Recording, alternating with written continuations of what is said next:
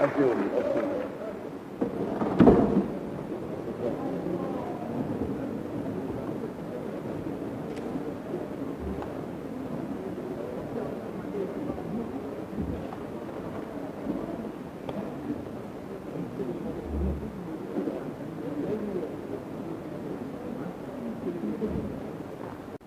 le Président, honorables députés, je ne voudrais pas aller plus loin dans les détails, car la raison d'être du débat d'orientation budgétaire, c'est surtout de donner la parole aux honorables députés. Je suis là pour noter vos préoccupations, entendre vos critiques, bien évidemment, recueillir vos recommandations avant de répondre à certaines de vos questions et d'expliquer les choix du gouvernement. Vous me permettrez donc de ne pas revenir sur des informations et des chiffres qui, de toute façon, sont contenus dans le document de programmation budgétaire et économique pluriannuel qui vous a été soumis et dont je sais qu'aucune page n'a échappé à votre rigoureuse attention. Toutefois, vous voudrez bien m'accorder la faveur de prononcer quelques mots hors du domaine budgétaire. En effet, aujourd'hui est un jour particulier puisque s'achève la session ordinaire unique 2021-2022, mais c'est aussi le dernier jour que se réunit l'Assemblée ainsi composée.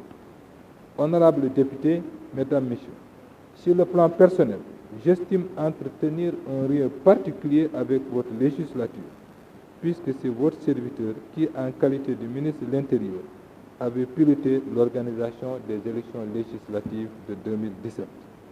Ensuite, en tant que ministre chargé des infrastructures, puis depuis 2019 ministre des infrastructures et du budget, ministre des Finances et du budget, je vous ai fréquemment côtoyé au quotidien.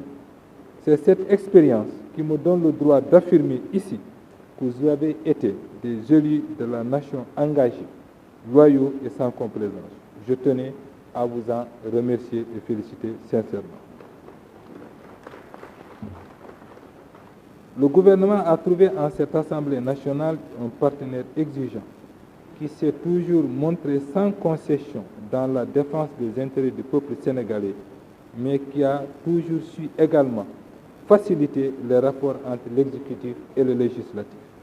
Car au-delà de tout, nous incarnons la même République. Nous sommes au service des mêmes Sénégalais. Bien entendu, les rapports entre le gouvernement et le Parlement ne sont pas toujours un long fleuve tranquille, mais c'est tout à fait normal. La confrontation constitue la sève nourricière de la démocratie, pourvu seulement qu'il s'agisse de confrontation d'idées et non pas d'insultes, de violence et d'atteinte à la paix civile dont certains populistes ont fait leur unique programme. Nous faisons bien la distinction entre les adversaires politiques et les ennemis de la République.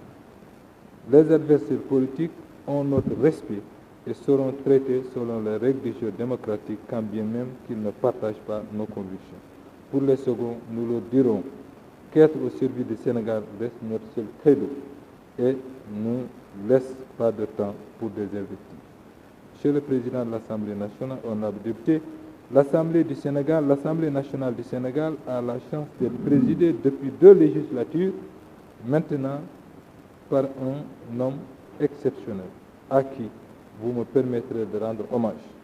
Je veux bien sûr parler du président Moustapha Niasse. Monsieur le Président de l'Assemblée nationale, on peut dire que vous avez eu plusieurs vies. Dans la haute administration de notre pays, dans le secteur privé national et international, de même que dans le champ politique, et dans chacun de ces domaines, le bilan est absolument remarquable. Vous avez participé à la construction de notre État dans l'ombre du plus illustre de ses pères fondateurs, le président Senghor. Aujourd'hui encore, dans les couloirs de l'administration sénégalaise, votre nom est cité en modèle du parfait fonctionnaire.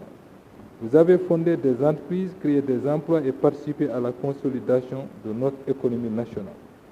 Vous êtes un acteur important de notre vie politique, un de ces artisans qui ont bâti pierre à pierre cet édifice démocratique que bien des pays nous envient. Vous avez été un acteur décisif des 2 alternances au sommet de l'État qui font du Sénégal une exception en Afrique. Je suis témoin de l'estime, de la confiance et du respect que le président de la République vous porte.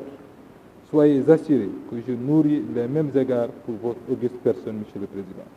Vous avez conduit des mains de maître cette législature comme celle précédente, surmontant avec brio les vicissitudes et les crises. Soyez fiers de vous, Monsieur le Président Moustapha Niasse, car le bilan du président Macky Sall, tous ces progrès accomplis dans les domaines économiques et sociaux et qui figurent dans le document de programmation budgétaire et économique pluriannuel, je veux dire que ce bilan est aussi votre bilan. Monsieur le Président, honorables députés, Mesdames, Messieurs,